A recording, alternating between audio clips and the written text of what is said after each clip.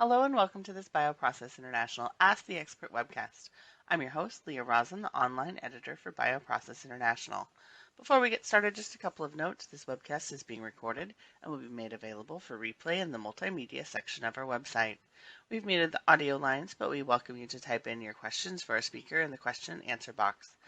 After the presentation, we will begin the question and answer session, and I will ask our speaker your questions from the question and answer box.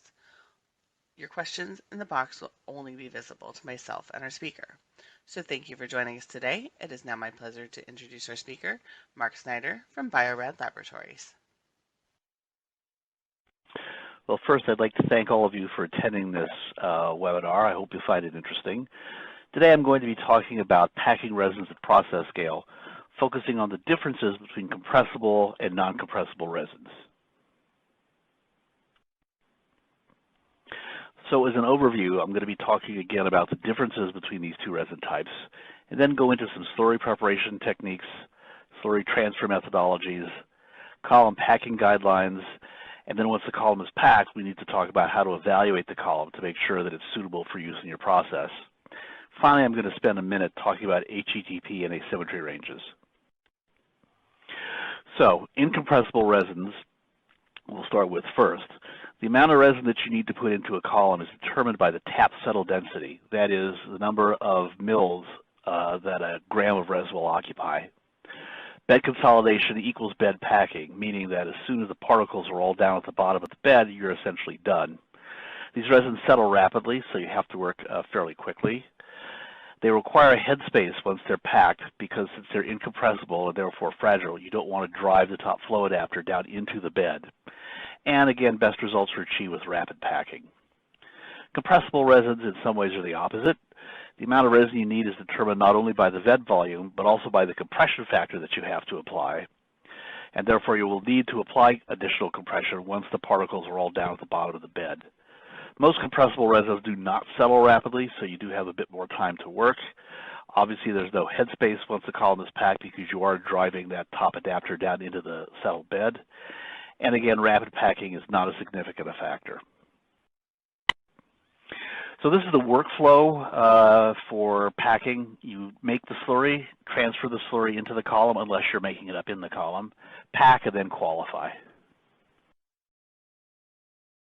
So in terms of slurry preparation, for incompressible resins, many of them come as a dry powder, which then requires dispensing the correct amount of powder into a slurry tank or possibly into the column, followed by rehydration.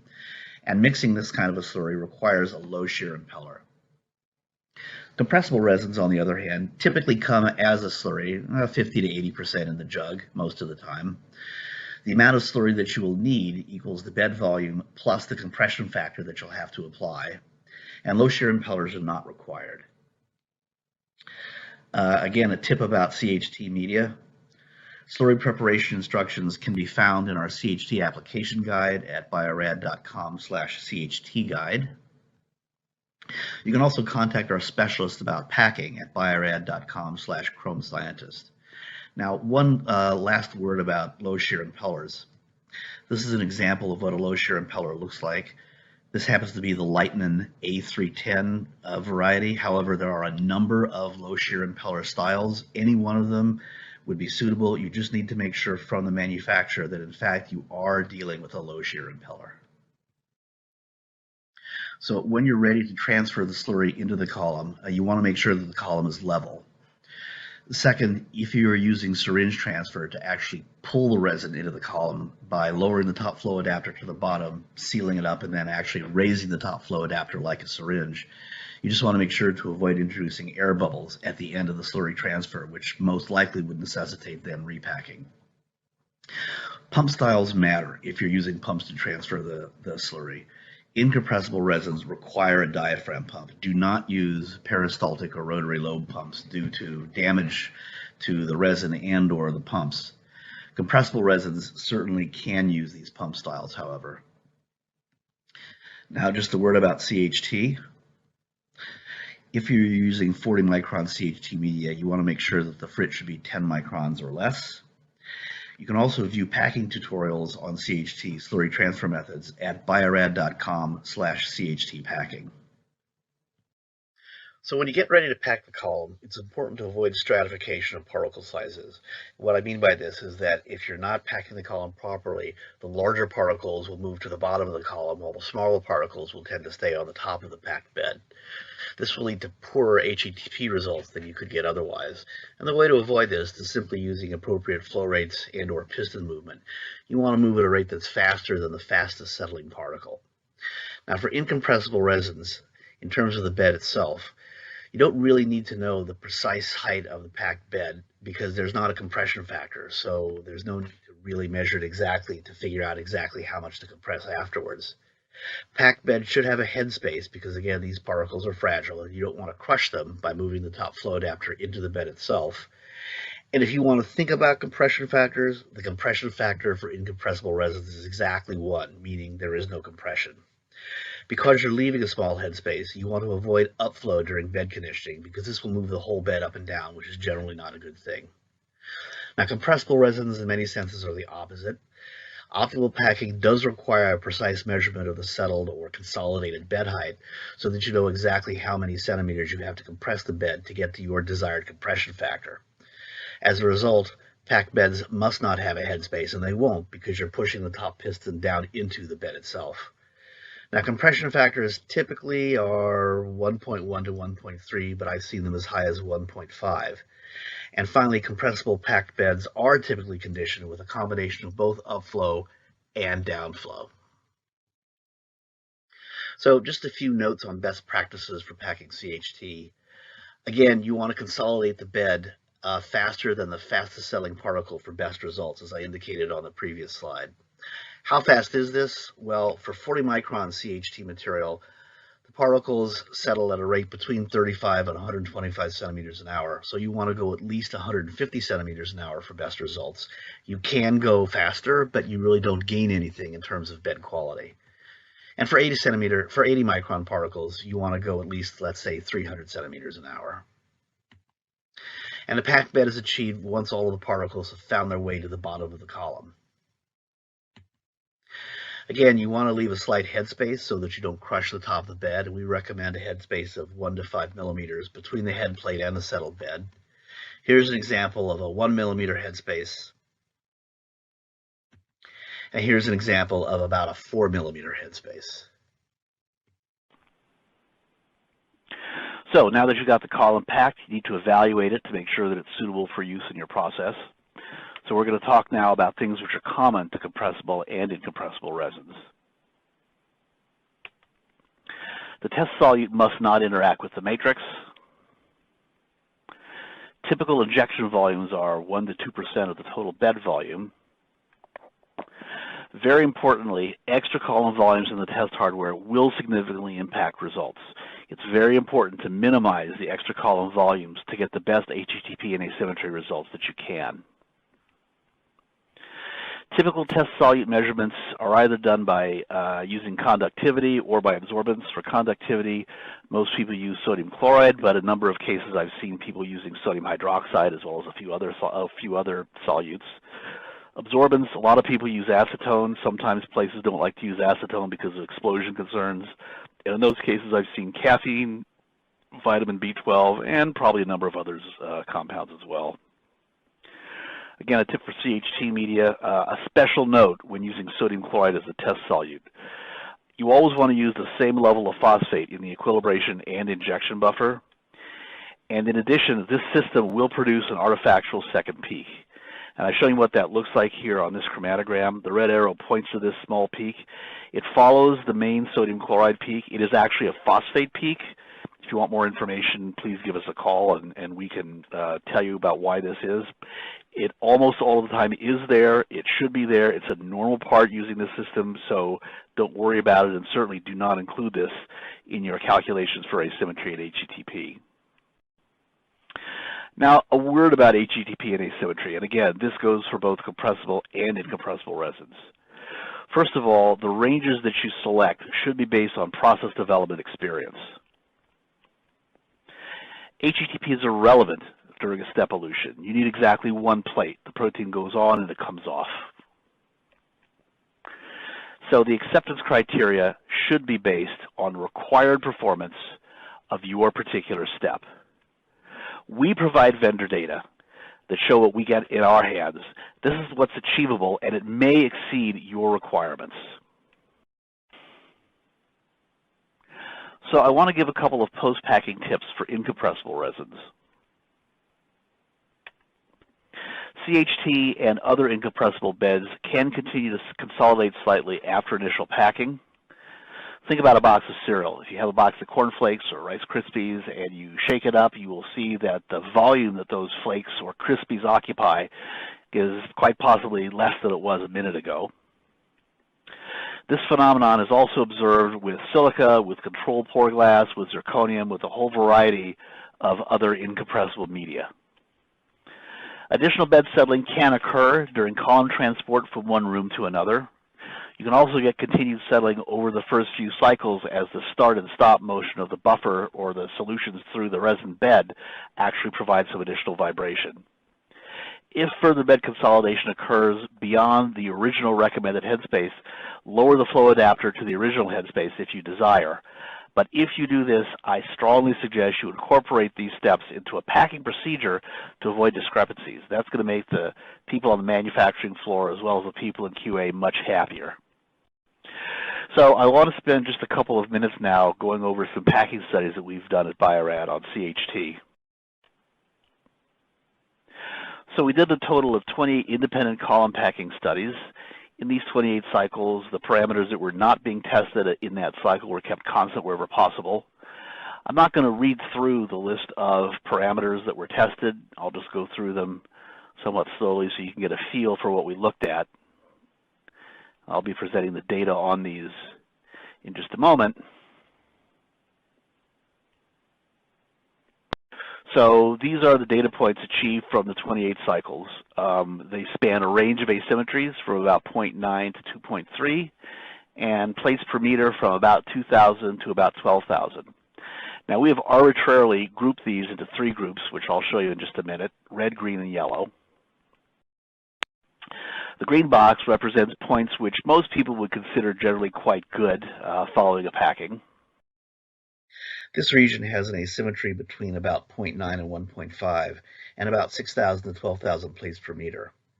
Again, you should look at your own process development studies and from them draw the data that will show to you what your minimum HETP value is and also what asymmetry range you will find acceptable in your own process. The yellow box represents studies which were probably reasonable, but maybe let's call it less than ideal. The top two dots represent overnight settling of the resin, meaning that the slurry was simply dumped into the column, we went home for the night, came in the next day, lowered the top flow adapter, and measured the HETP and asymmetry.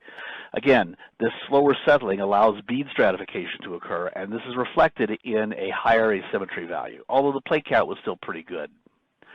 The bottom 3 points represent 10 millimeter headspace between the top of the bed and the bottom of the top flow adapter. Remember, I said that we typically leave 1 to 5 millimeters.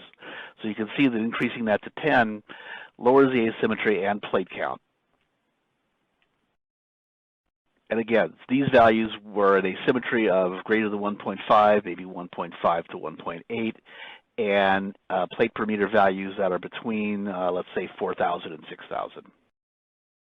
Now, these last 2 points represent the poorest packing that we were able to achieve. These were done by leaving a 20 millimeter headspace, in other words, 2 centimeters, which again, we don't recommend. And in this case, the asymmetries were 1.8 to 2.3, and the plates per meter were about 2,000. Once again, let me stress that these values might be perfectly acceptable for your purposes. So I want to thank you very much for listening to this talk.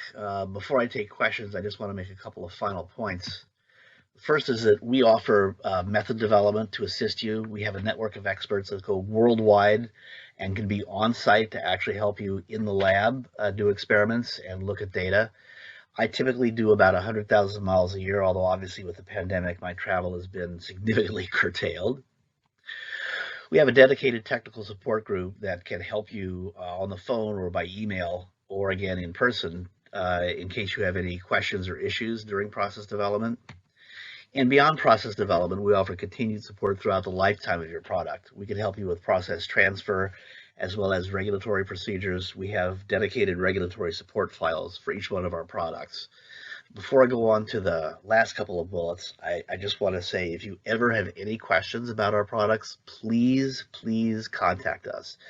This is a large part of my job. It's the part I love doing best. And if you don't call us, we can't help. It's really as simple as that. We have a lot of online resources at biorad.com/library. I want to show, before I get to some of these points, a picture of what some of our products look like.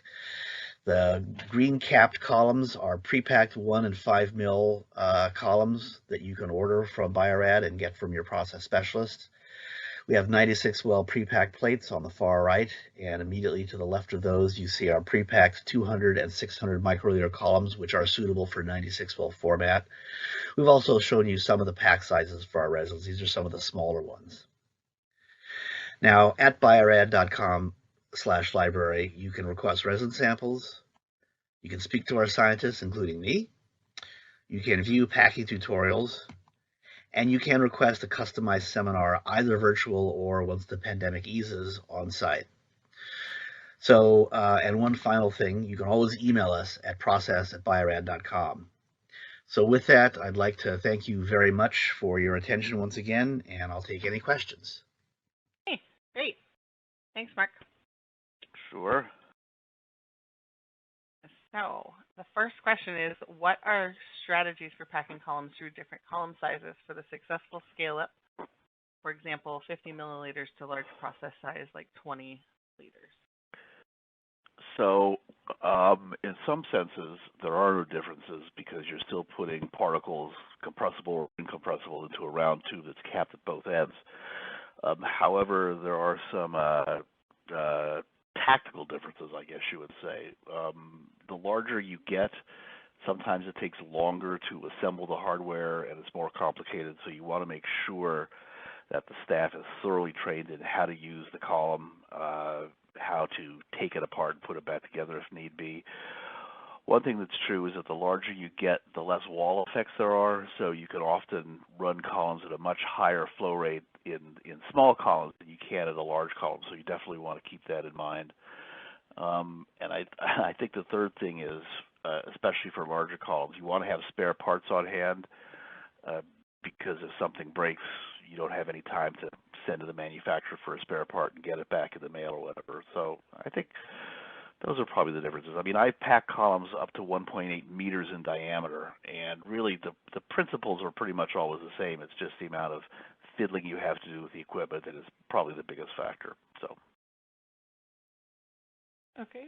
And do you consider agarose-based media compressible or incompressible? Well, agarose-based media is definitely compressible. And do you need anything to do anything differently when packing incompressible resins in stainless steel columns? So that's a great question, and the answer is yes.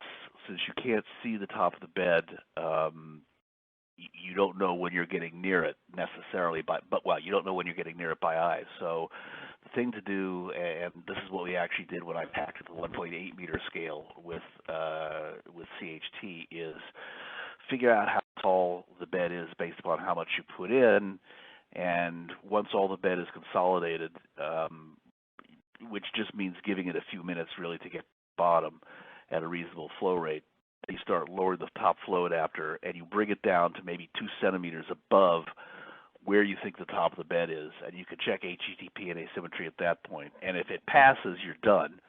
Maybe the bed's a little taller than you thought it was going to be. If not, lower the head by a half centimeter or so and retest, and you keep doing that until you get within range, and that actually worked very well for us at the 1.8 meter scale. So, and if anybody wants more information, contact me directly. I'd be happy to go over it in more detail.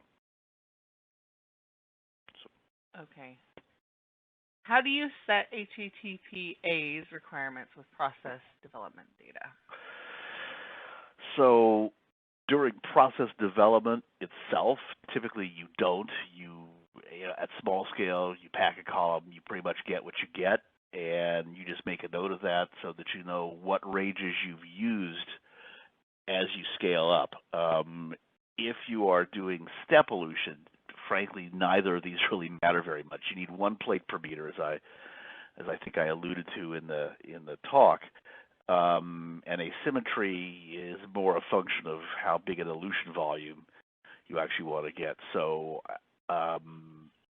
if you're doing a gradient elution, of course, then plates per meter matter to some extent. But I've never seen anyone, frankly, do a study that says, well, it turns out that we tried 2,000 plates per meter and that wasn't enough. We tried 3,000 and that wasn't enough. But we went to 3,500, that was enough, and so that's our lower limit. So pretty much just keep a record of what you use in process development and try to be as generous as possible on the manufacturing floor, because the people on the floor have a lot to do, and the wider the ranges, the happier they are. Okay. And do you recommend performance repeat efficiency testing if the adapter is lowered to reduce headspace? Oh, after it's packed originally, yeah, that's not a bad idea, because you're going to want to know where you are at that point, just to keep everybody happy. Okay. I think we have time for just one more question. If we didn't get to your question, you can go ahead and continue to enter them, and Mark can follow up with you directly. So the last question is: you mentioned an artificial second peak when using sodium chloride as a test solute. Yeah. Would such an artificial peak appear while using sodium chloride gradient? No, so that peak is just during the HETP test itself. During actual processing of the column, you will not see that. Okay, great. Thanks, Mark. Sure, anytime. And thanks to our audience for joining us. The recorded version of this webcast will be available for on-demand viewing on our website, and as a registered attendee, you'll receive a follow-up email providing you with a direct link. We look forward to having you join us at future Bioprocess International Ask the Expert webcasts. Look for those announcements in your inbox. Goodbye.